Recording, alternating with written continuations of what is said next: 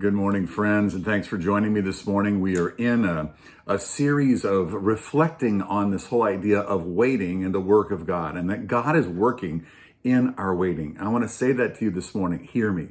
God is working in your waiting.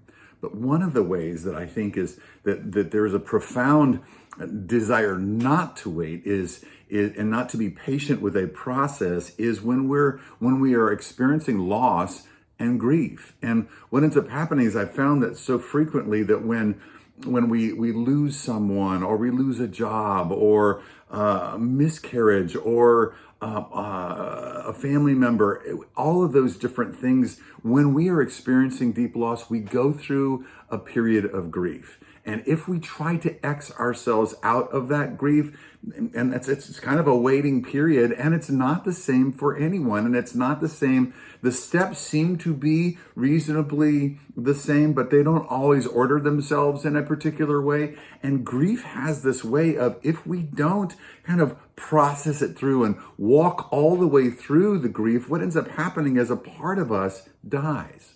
A part of us inside of us, it dies. And what ends up happening is we are left wondering why, like C.S. Lewis said, it's always winter, but it's never Christmas. That we are in this place of perpetual sadness because we have not given ourselves to processing our grief and to kind of waiting that whole season out. I have found that when we try to jump out of a grief process before it's time and just try to fill ourselves with activity or substance or people or anything else like that, what ends up happening is we just prolong the situation that needed to actually have a finite period of beginning of grief and then closure in that. And so I want to ask you today, are you experiencing loss and are you in a place of grieving that loss? Maybe you've lost somebody this year. You need to take the time and let yourself feel the feelings.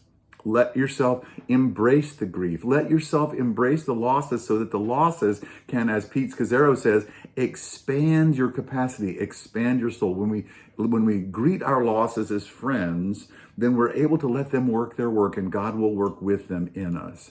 So today, that's our word for today. Let's think about waiting and how waiting in the grief process is very productive, but very difficult. Thanks so much for joining me.